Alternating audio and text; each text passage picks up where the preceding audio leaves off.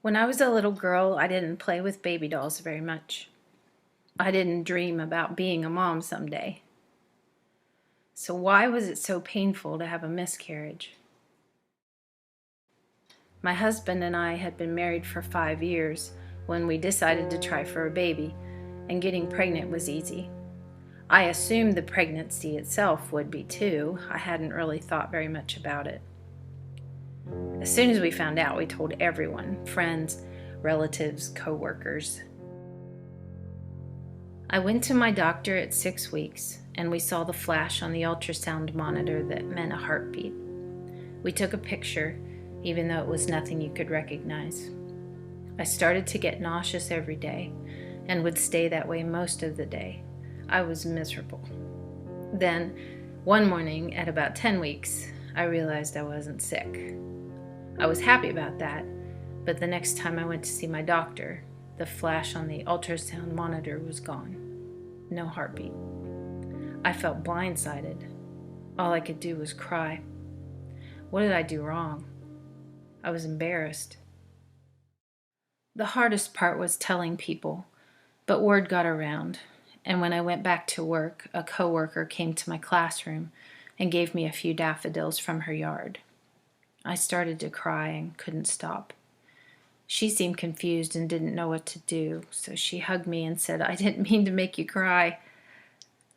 I was a teacher, and I had a girl in my class who had just found out she was pregnant, and I watched her belly grow.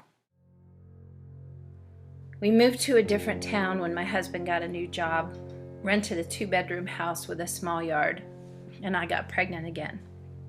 I was relieved every day to wake up nauseous. At least that way I knew I was still pregnant. I found a doctor who was very kind and compassionate and watchful of me because of the previous miscarriage.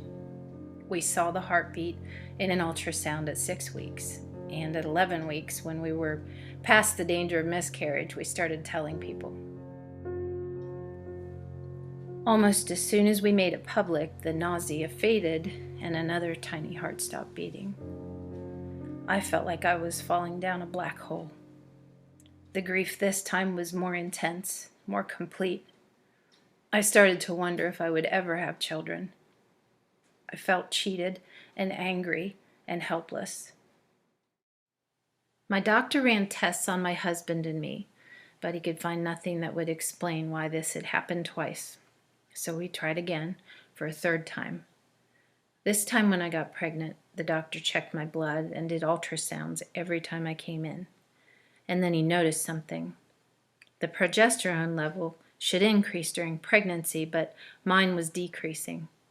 He gave me shots and then pills, which I took every day, and my levels started to increase, and then they stayed up. I stayed pregnant for 10 weeks, then 12, then 20, and finally I was at 25 weeks and knew that my baby had a fighting chance.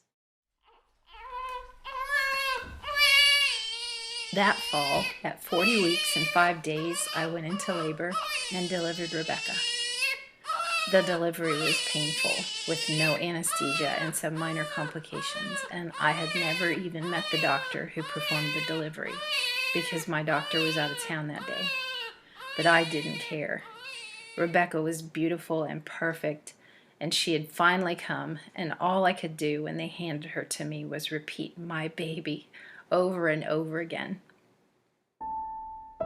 Now I'm the mother of 2 children who've grown to be intelligent, creative, and talented young adults. We tried to have one more child after we had Tyler, and I lost that one too. The grief was different this time. It wasn't the painful yearning it had been before for something that seemed elusive and impossible to have, but this time it was a grief and an ache for a child that I would never get to meet. I wondered very tangibly about who he or she would have been. Through all of this, I've learned that even if you've never played with dolls or dreamed of being a mother, miscarriage is painful, whether it's your first, your fourth, your 10th.